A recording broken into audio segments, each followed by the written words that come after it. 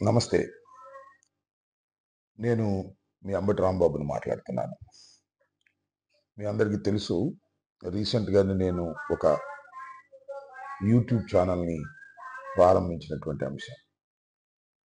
దాని ద్వారా మన వైఎస్ఆర్ కాంగ్రెస్ పార్టీ కార్యకర్తలకు ఎప్పటికప్పుడు సమాచారాన్ని అందించాలనే ఒక ఉద్దేశ్యంతో ఈ ఛానెల్‌ని ప్రారంభించడం జరిగింది.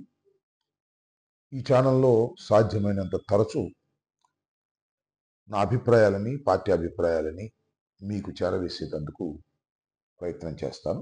కాబట్టి ఈ ప్రయత్నాన్ని మీరందరూ ప్రోత్సహించాలని, ఈ ఛానల్‌ని సబ్స్క్రైబ్ చేసుకోవాలని మిమ్మల్ని అందరినీ కూడా నేను మనస్ఫూర్తిగా కోరుకుంటున్నాను. ఈరోజు ఒక విషయాన్ని మీతో షేర్ చేసుకోవాలని మీ ముందుకు నేను రావటం జరిగింది.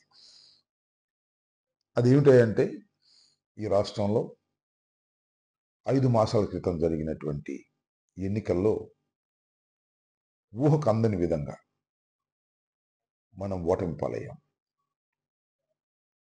మళ్ళా తిరిగి అధికారంలోకి వస్తాము అనుకుంటున్న దశలో, ఆ నేపథ్యంలో మనం ఎన్నికలకు వెళ్ళాం. ఎన్నికలు చాలా పర్ఫెక్ట్‌గా చేసుకున్నాం అనేటువంటి భావన నాకుంది. కానీ రిజల్ట్స్ చూస్తే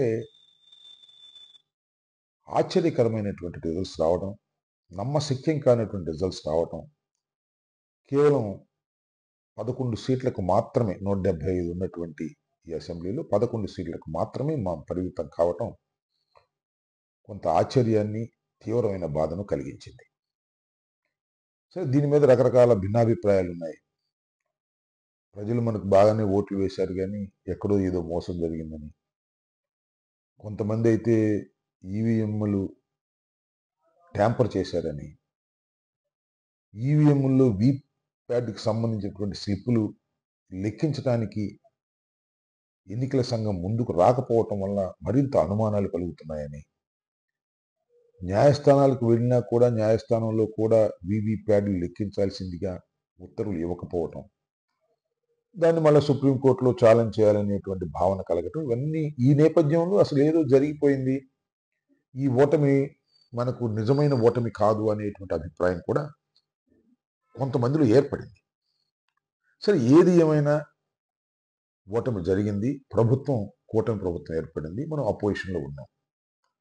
కాసేపు ఈవీఎంలు బాగానే జరిగాయి, నిజంగానే ఇది మనకు ప్రజా వ్యతిరేకత అని అనుకునే మనం ముందుకు సాగుదాం అనేది నా అభిప్రాయం. ఈ సందర్భంలో చాలా మందికి, పార్టీ కార్యకర్తలకు గాని, లేదు నాయకులకు గాని చాలా సందేహాలు వస్తాయి. ఏంది అసలు ఈ ఓటమి ఏంటి? తిరిగి అధికారంలోకి మనకు వస్తామా? ఇంతగా మనని ప్రజలు వ్యతిరేకించారా? ఎందుకంటున్నానంటే, ఓటమి అనేది సహజం. చాలాసార్లు ఓటమి పాలయ్యాం. పార్టీ పెట్టిన కొత్తలో 2014లో కూడా మనం ఓటమి పాలయ్యాం. మొన్న ఓటమి పాలయ్యాం. కానీ ఆ వ్యత్యాసాలు, ఓటమైనప్పుడు, అభ్యర్థులుగా మేము ఓడిపోయినప్పుడు ఆ వ్యత్యాసాలు చూస్తున్నప్పుడు 20,000, 30,000, 40,000, 70,000, 90,000 కూడా రీచ్ అయినటువంటి సందర్భం చూస్తే కొంత ఆశ్చర్యాన్ని, మళ్ళా మనం వేగంగా పుంజుకొని మనం తిరిగి అధికారంలోకి వస్తామా? 5 సంవత్సరాలు ఎన్నికలు జరుగుతాయా? 5 సంవత్సరాల తర్వాత, లేక ఈ మధ్యలోనే జమినీ ఎన్నికలు వస్తాయా? ఇలాంటి సందేహాలు, అనుమానాలు ఉన్నాయి. చర్చ కూడా విపరీతంగా జరుగుతా ఉన్నది. ఇక్కడ మనం గమనించాల్సింది ఏమిటంటే, తిరిగి మళ్ళా ఈ రాష్ట్రంలో మనం అధికారంలోకి రాబోతున్నాము అనేది నా అభిప్రాయం. సరే, ఇది ఏమో రాంబాబు గారు చెప్తూ ఉంటారులే అని చాలామంది అనుకోవచ్చు, మన కార్యకర్తలు కూడా అనుకోవచ్చు. నేను చాలా స్పష్టంగా చెప్పదలుచుకున్నది ఏమిటంటే, ఒకసారి వెనక్కి వెళదాం. 2014లో కూడా ఖచ్చితంగా అధికారంలోకి వస్తామని మనం భావించాం. కానీ 2014లో మనం ఓటమి పాలైనా మనకు 67 సీట్లు వచ్చాయి. 67 సీట్లు కూడా వచ్చిన తర్వాత మన అపోజిషన్ రోల్ని చాలా కీలకంగా మనం చేశాం. చంద్రబాబు నాయుడు గారు ఏం చేశారంటే, మనలో నుంచి ఒక 23 మందిని తీసేసి తాను అసలు మన పార్టీని కొలాప్స్ చేయాలనేటువంటి ఒక దురుద్దేశంతో తీవ్రమైనటువంటి ప్రయత్నం చేశాడు. 23 వెళ్ళారు. దానిలో కొంతమంది మంత్రులయ్యారు. కొంతమంది మన రోజు దూషించారు. మళ్ళా జరిగిన తర్వాత ఎన్నికలు ఆ రోజున జరిగినటువంటి ఎన్నికలు 2014లో మనకొచ్చినటువంటి ఓట్ షేరు 44.58. ఆ రోజున జనసేన తెలుగుదేశంతో కలిసి ఉంది. బీజేపీ కలిసి సపరేట్గా పోటీ చేసింది.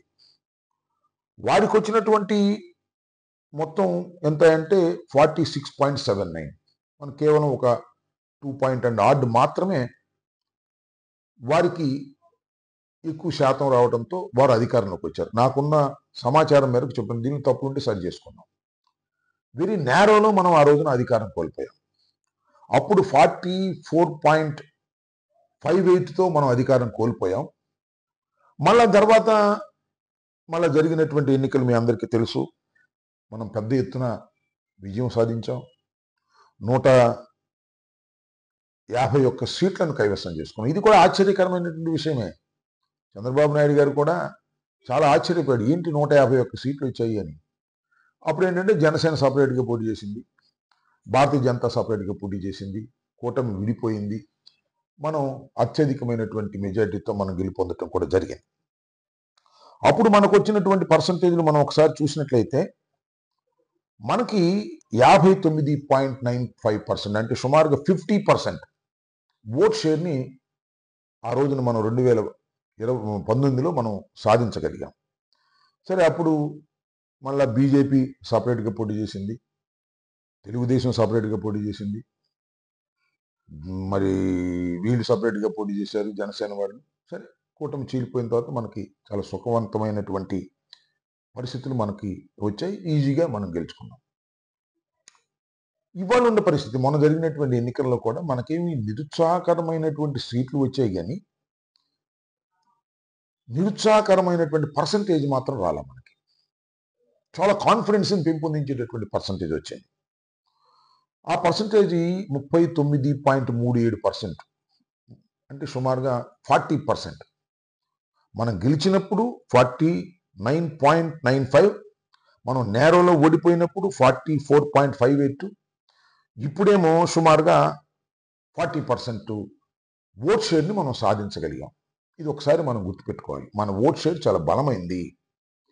అంటే ఈ ఓట్ షేర్ ఎలాంటి షేర్ అంటే ఇంక ఏమి జరిగినా ఈ 40% చెక్కు చెదరదు. ఈ స్టేజ్లో మనం ఇవాళ అపోజిషన్లో ఉన్నాం. కేవలం 11 సీట్లు ఉండొచ్చు. సీట్లు 11 ఉన్నాయి, కానీ షేర్ మాత్రం 40% ఉంది. దానికి తగ్గట్టుగా సీట్లు రాలేదు. కారణం ఏంటంటే రకరకాల కాన్స్టిట్యున్సీలు ఉంటాయి కాబట్టి కొన్ని చోట్ల ఎక్కువ పర్సెంటేజ్, కొన్ని చోట్ల తక్కువ పర్సెంటేజ్, ఇట్లా నంబరింగ్ అది మ్యాచ్ కాదు ఈ ప్రజాస్వామ్యంలో ఇలా ఉన్నప్పుడు. నేను ఇప్పుడు మీ అందరికీ చెప్పదలుచుకున్నటువంటి అంశం ఏమిటి అంటే, మనం చాలా బలమైనటువంటి అపోజిషన్గా మనం ఉన్నాం ఇవాళ రాష్ట్రంలో. 5 మాసాలు అయిపోయింది ప్రభుత్వం అధికారంలోకి వచ్చి. చంద్రబాబు నాయుడు గారు ఇవాళ ఏదో చెప్తున్నాడు. మొన్న ఎక్కడ నిన్న పేపర్లు చూశాను, ఈ కూటమి గెలుస్తుందని నాకు ముందే తెలుసు అని. అది ఉట్టి అబద్ధం.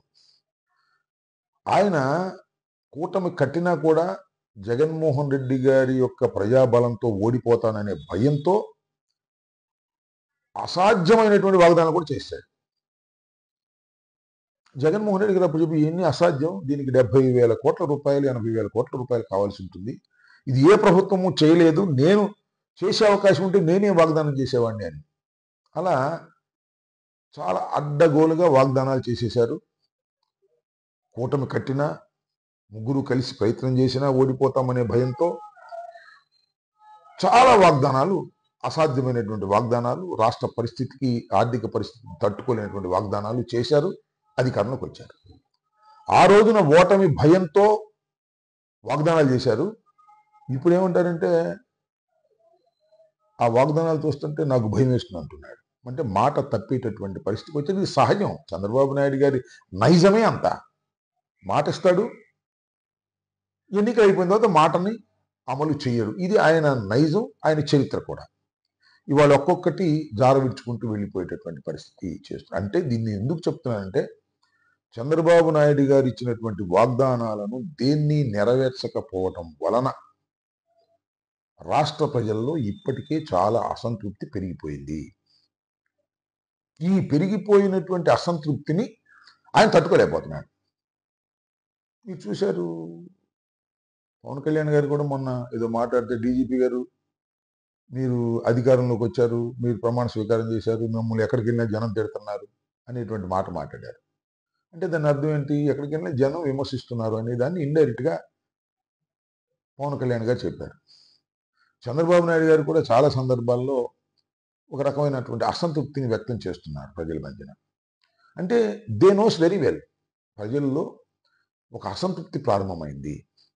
ఈ ప్రభుత్వం అధికారంలోకి వచ్చిన తర్వాత ఇచ్చిన మాటలు నెరవేర్చలేకపోతున్నది అనేటువంటి భావన చాలా స్పష్టంగా కనిపిస్తున్నటువంటి దశ.